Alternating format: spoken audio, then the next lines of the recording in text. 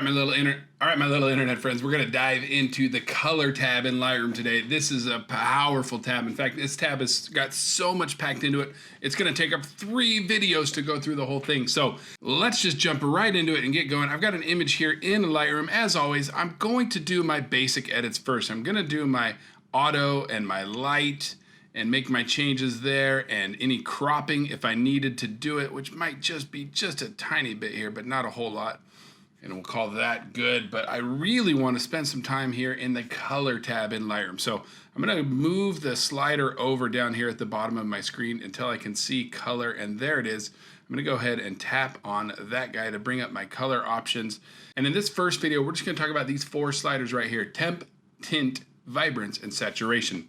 Temp is gonna make the photo either warmer or colder, and it does that by either adding yellow to the photo or blue to the photo. Yellow, as you can see, makes the image feel warmer, and blue makes it feel colder. Yellow makes it feel more like daytime. Blue makes it feel more like nighttime. So those are different effects you can add. I want to really warm up this image because I feel like that's more what it looked like when I took it right there. And so look at that, just with that little change. Here's my before and here's my after. I've already made a pretty huge difference. Tint adds either some green or some purple to the photo. I don't always do tint, you guys. Sometimes I will, sometimes I don't. I always try it and just see, and I do think this looks good with just a touch of purple added to it. I really like the looks of that. Let's look at, dang, we're really making some progress here. We're not really gonna see what vibrance and saturation does on this photo, so let's switch to a different photo to talk about those two things. Okay, let's take a look at this photo. I've done my 3 basic settings: my auto, my light, and my cropping, and some presets. I didn't like any of the presets on this photo, so I didn't use it. I'm gonna go to the color tab again, and let's just look at vibrance and saturation on these two. So saturation is just gonna make every color in the photo more saturated. So if I crank up the saturation, you can see everything from browns to greens to blues to yellow. It's all getting more saturated. And you guys, I'm just gonna tell you right now, I don't use saturation very often, or if I do, I use very little of it. So I'm actually gonna put that back down to about 0. A real nice, easy way to reset these sliders is to just double tap on them. So I'll double tap on that, and you see that put it right back to 0. Beautiful. I do love vibrance though, because what vibrance does is it looks for things that are already colorful and it makes them more colorful, but it kind of leaves the things that aren't super colorful and it doesn't mess with them very much. So you see in this photo, I'd love to enhance the blues and the greens, but not really the browns and the yellows.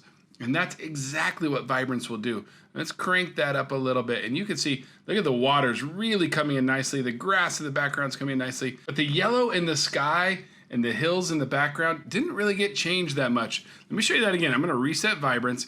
I'm gonna take saturation up to about the same setting, and look at the clouds. They look gross. The hills look weird. I don't love the look of that. I'm gonna reset that.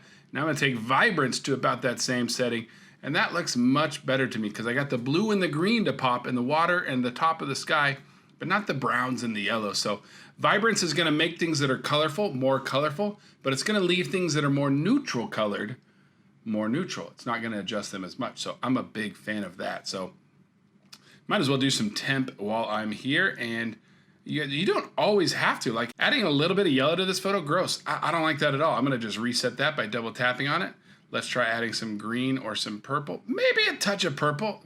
I don't know. Maybe, I don't know why I said it like that. Maybe a little purple. I like the looks of that. That looks kind of cool. Maybe bring that back just a little bit, and there you go. So there you go. There's 4 basic color settings we can change. And we're not going to use all of them every time. You might not use any of them, but you need to at least try them. I think vibrance should be used on most of your photos. And other than that, I think the other 3 are all optional. You decide if you like them or not.